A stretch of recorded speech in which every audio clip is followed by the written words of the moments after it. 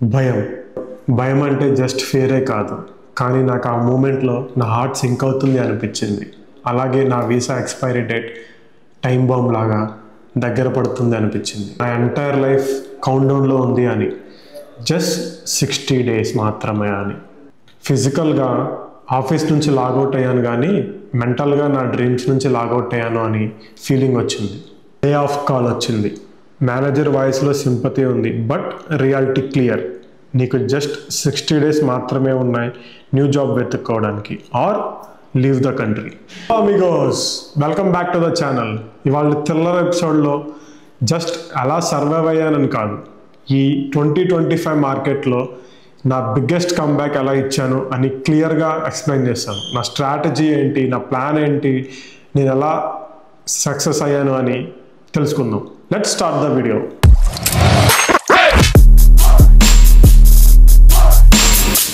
First day after lay off, నేను ఒక చైర్లో కూర్చొని జస్ట్ సీలింగ్ వైపు చూస్తూ ఉన్నా.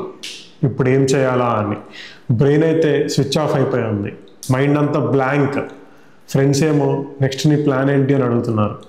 But then I remembered this.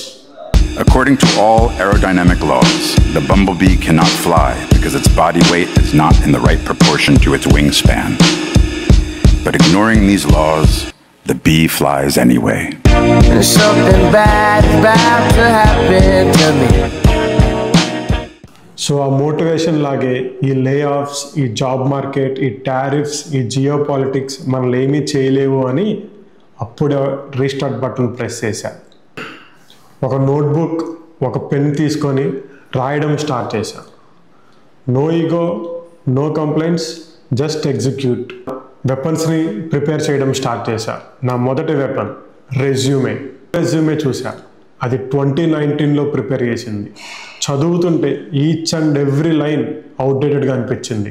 ఎలా అంటే worked on AWS, manager Jenkins. నాకే బోర్ అనిపించింది, అసలు చదవాలనిపించలేదు. అప్పుడు అనిపించింది 2025లో రిక్రూటర్స్కి మన వర్క్ మాత్రమే కాదు, దానివల్ల ఇంపాక్ట్ తెలియాలి అని. ఫినాన్షియల్గా అవ్వచ్చు, టెక్నికల్గా అవ్వచ్చు అనుకున్నా. ఇట్స్ నాట్ జస్ట్ టూల్స్ అనిపించింది. ఫస్ట్ స్టెప్ Rezi.aiని యూజ్ చేశా. అప్లికేషన్ ట్రాకింగ్ సిస్టమ్ ATSతో మంచిగా ఫ్రెండ్షిప్ చేయగలిగిన ఒక రెజ్యూమే ప్రిపేర్ చేశా. ప్రిపేర్ చేసిన రెజ్యూమేని జాబ్ స్కాన్తో స్కాన్ చేశా. దానివల్ల మన రెజ్యూమేలో ఉన్న వర్డ్స్ని జాబ్ డిస్క్రిప్షన్స్తో మ్యాచ్ చేసి, కంపేర్ చేసి 85% కంటే ఎక్కువ ఉండే మ్యాచింగ్ స్కోర్ని వచ్చేలా కస్టమైజ్ చేశాను. Each and every line change చేశా. ఎలా అంటే రిజల్ట్స్ కనిపించేలా. Instead of managed EC2 instances, I wrote automated EC2 provisioning with infrastructure as a code, cutting setup time by 50%. ఇండస్ట్రీలో ఉన్న లేటెస్ట్ టెక్నాలజీస్ నా రోల్కి ఏవైతే మ్యాచ్ అవుతాయో, artificial intelligence operations, ML operations, data related roles, AI infrastructure, ఇలాంటివన్నీ tools అన్నిటినీ add చేశాను. మీకు తెలుసా, 80% రెజ్యూమేస్ రిక్రూటర్ దగ్గరికి వెళ్ళకుండా మధ్యలో ఆగిపోతాయి. ATSఏ ఫిల్టర్ చేసి ఆ రెజ్యూమేస్ అన్నీ బ్లాక్ చేసి ఆపేస్తుంది. సో ATS స్కోర్ అనేది 85+ ఉంటే మీ రెజ్యూమే పిక్ అవ్వడానికి చాలా ఛాన్సెస్ ఉంటాయి, అట్లీస్ట్ రిక్రూటర్ దగ్గరికి వెళ్ళడానికి. మన రెజ్యూమే వెపన్ లాంటిది, వదిలితే టార్గెట్ బ్లాస్ట్ అవ్వాలి. వెపన్ లాంటి ఒక రెజ్యూమే ప్రిపేర్ చేసి పక్కన పెట్టాను. ఇప్పుడు సెకండ్ వెపన్, అదే LinkedIn. ఓపెన్ చేసి చూస్తే షాక్. నా ప్రొఫైల్లో లైఫే లేదు, చాలా ప్యాసివ్గా ఉంది. దుమ్ము పట్టిన పురాతన బుక్ లాగా ఒక శిల్పి విగ్రహం చెక్కినట్టు చెక్కడం మొదలుపెట్టాను. దీనిని డిజిటల్ వెపన్గా యూజ్ చేయాలని చెప్పి ప్రిపేర్ చేశా. హెడ్లైన్ అనేది ఒక ప్రోడక్ట్కి అడ్వర్టైజ్మెంట్ లాంటిది. మనం ఆ హెడ్లైన్ని ఎంత క్లియర్గా మెన్షన్ చేస్తే అంత ఇంపాక్ట్ ఉంటుంది. ఎందుకంటే రిక్రూటర్ చాలా తక్కువ సేపు చూసినా కూడా ఆ హెడ్లైన్ బేస్ చేసుకొని మన ప్రోడక్ట్ తీసుకుంటాడు.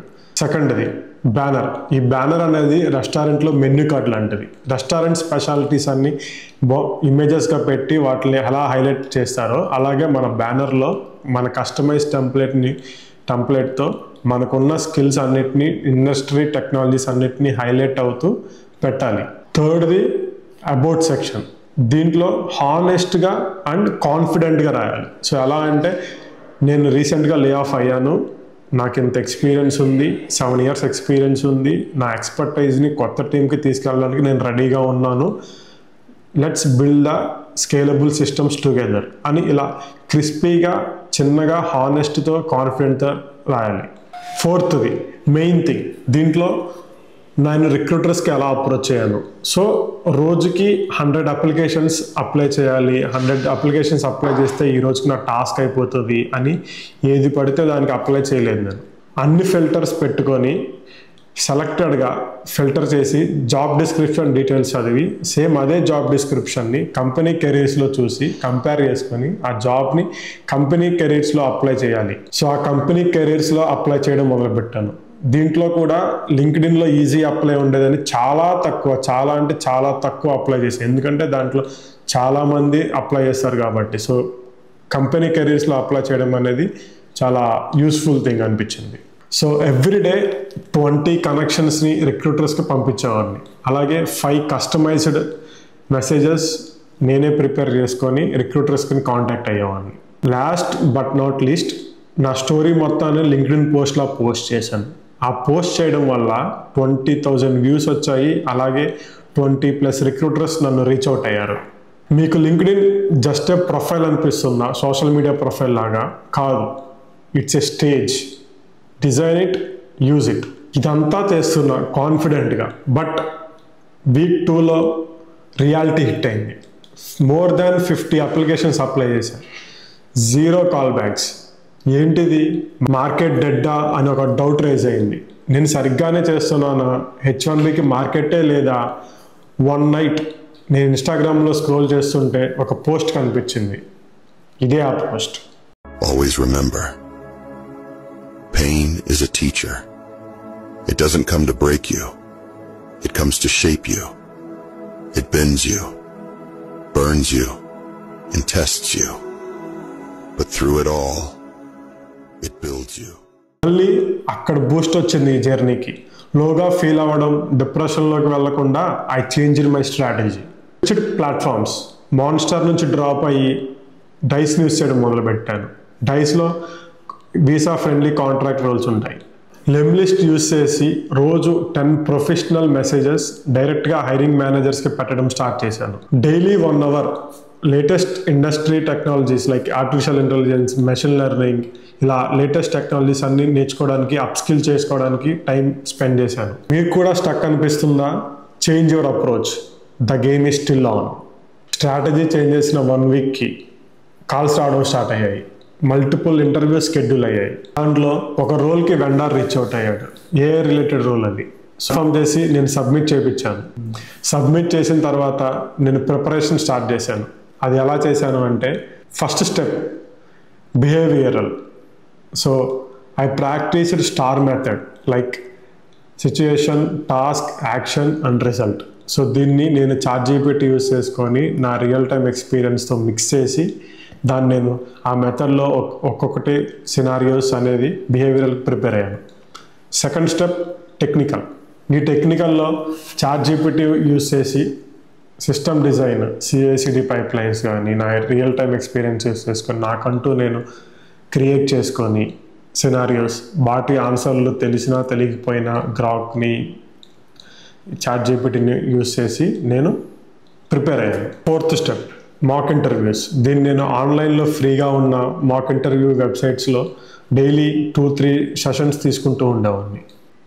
అది ఇంటర్వ్యూ డే, ఫుల్ టెన్షన్లో ఉన్నాను. సరే అని చెప్పి మన సెంటిమెంట్స్ అన్ని ఫాలో అవుతూ మీటింగ్లో జాయిన్ అయ్యాను. అది 1 hour మీటింగ్, 3 rounds. ఈ 3 roundsలో డీప్ టెక్నికల్ డిస్కషన్ స్టార్ట్ చేశారు. సో ద ఫైనల్ అవుట్పుట్ ఏంటంటే, వీటిని నేను ప్రిపేర్ అయిన స్టెప్స్ అన్నిటినీ ఈ దీంట్లో చాలా యూస్ఫుల్ అయ్యాయి. సో మీటింగ్ అయిపోయిన దాకా విల్ గెట్ బ్యాక్ టు అని చెప్పి మీటింగ్ ఎండ్ చేశాను. డే 52 నేను ఇంకో ఇంటర్వ్యూ తీసుకుంటూ ఉంటే ఏదో అన్నోన్ నెంబర్ నుంచి నాకు కాల్ వచ్చింది. సరే అని చెప్పి ఇంటర్వ్యూ అయిపోయిన తర్వాత కాల్ బ్యాక్ చేస్తే అది ఇంతకుముందు పొజిషన్కి ఇచ్చిన వెండర్ అనమాట. ఆ వెండర్ కాల్ చేసి విష్ చేసి నీకు ఎప్పుడు జాయినింగ్ డేట్ అని చెప్పి డిస్కషన్ చేశాడన్నమాట. ఆ కాల్ పెట్టేసిన తర్వాత అప్పుడు అనిపించింది ఐ మేడ్ ఇట్ అని. దీనిలో నేను నేర్చుకున్న biggest lesson, you don't need luck, you need a system. Lay off is not ever fault, but ever response is ever power. So ఈ నా జర్నీ ఇన్స్పైర్ చేసింది అంటే లైక్ చేయండి, మీ ఫ్రెండ్స్తో షేర్ చేయండి, కామెంట్ చేయండి మీరు ఏ స్ట్రాటజీ ఫాలో అవుతున్నారు, మీకు ఏ స్ట్రాటజీ యూజ్ అయింది అని. అలాగే నా నెక్స్ట్ వీడియో 2025లో జాబ్ మార్కెట్ ఎలా ఉంది, 2026లో జాబ్ మార్కెట్ ఎలా ఉండబోతుంది, టెక్నాలజీ ట్రెండ్స్ అన్నీ వస్తాయి. సబ్స్క్రైబ్ చేయండి, మన కమ్బ్యాక్ స్టోరీ కలిసి రాసుకుందాం. అంతవరకు జై హింద్.